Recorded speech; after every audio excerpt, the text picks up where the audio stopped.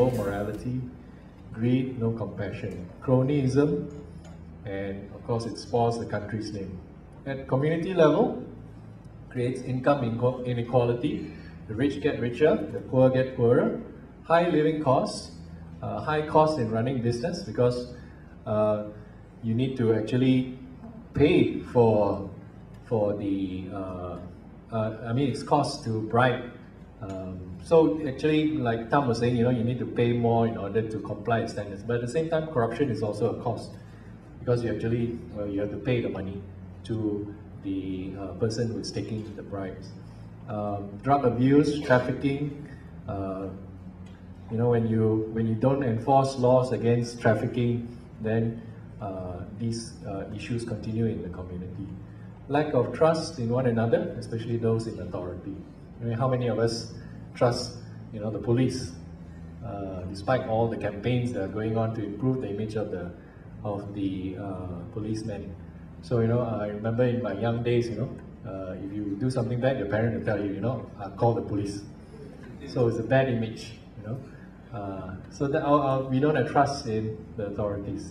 Discrimination, injustice in the family, as individual situation, a difficult life, continuation of drug problems, trafficking problems, safety is threatened, of course, suspicion and the fear of safety. Okay, so these are some of the themes that the poor highlighted themselves. So how did they associate institutions with corruption? Well, we start from the least to the most.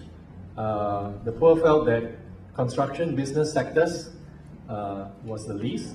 Then politics, buying of votes, introducers, people who come and say, okay, I can get you this kind of aid. Then followed by RELA, which of course, especially among the illegal immigrants and refugees experience this. Local council, in their applications, police is mixed, and government in general. Of course, government in general is a very ambiguous term, but there was this perception that government is very much involved in corruption. But who did the poor trust in fighting corruption? Now, ironically, if you look at the figures, there is still also a fair level of trust that the government will fight corruption, even though the perception of the government is also involved in corruption. So if you look at the slide, the total slide, the blue color one at the bottom, almost 30% feel that the government is still the main body to combat corruption. Even though they felt that the government was involved in corruption, the government needs to do something. It's also the place that can fight corruption.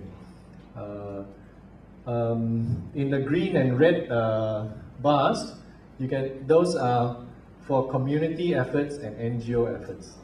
So if you combine those two together, actually it shows also that the community themselves see that they themselves can be a solution, that they need to band together, possibly working with civil society in order to address those issues. So what are some key observations that we got from this study?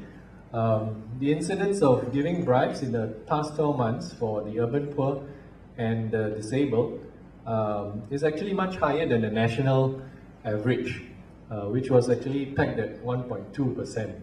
So this particular segment of the poor in the community actually experienced more corruption compared with what the national average tells us. And in fact, it's closer to the 2010 figures than the most recent one. So it suggests that petty corruption at that level actually has not been reduced. Despite all the advertisements, you see in the newspapers that corruption is going down. And it's proof that the poor and needy actually bear the highest burden of corruption. Among the prisoners and the addicts, there is a very high figure, 87%, which may reflect actually their acquiescence to corruption. Of course, as I say, there's 0 incidents in the past 12 months. So, well, they were all in Christian drug rehab centers. Praise the Lord. Okay, some of the key observations. 30%, only 30% of the poor, and nearly compared to the national average of 60% mentioned government as the most trusted. So that means in the national survey done by TI, they said that 60% of Malaysians felt that the government was the right body to do something about corruption. But among the poor, only 30% actually thought that. Instead, the poor felt 40% gave their trust more to their community level efforts or NGO efforts in order to combat corruption. So this calls for a bottom-up and empowering approach in working with the communities to battle corruption. So here are some of our recommendations.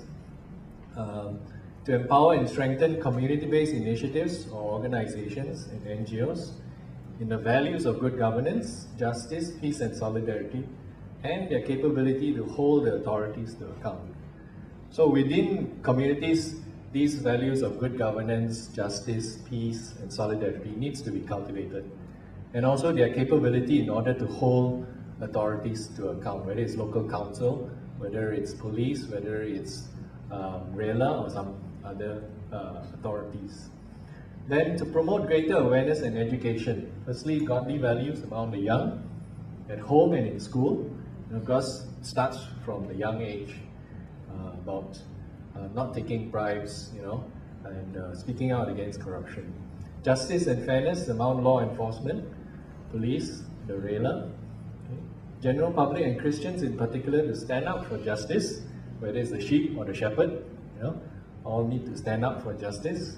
And then educating the poor, especially the illiterate, on their rights and to provide support to access service. So if the communities who are poor know what their rights are and how to stand up for it and to access services that are rightfully theirs, then they have less chance of being cheated by those who would take opportunity. Thirdly, advocate for the inclusion of CBOs and NGOs in policy formulation of matters affecting the poor, especially at local council levels.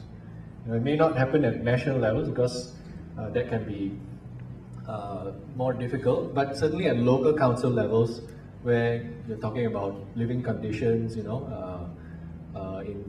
their communities, in the flat communities and so on, where people's organizations and NGOs should be involved in helping formulate policy so that corruption and bribery can be arrested.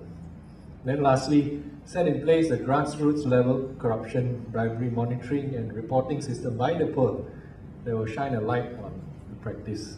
That means if poor people have a monitoring system, every time some authority or somebody comes, if they have asked for a bribe, just record it down. So then you tally it up at the end of the year. Okay, so the police have asked 50 times for bribes, local council 100 times.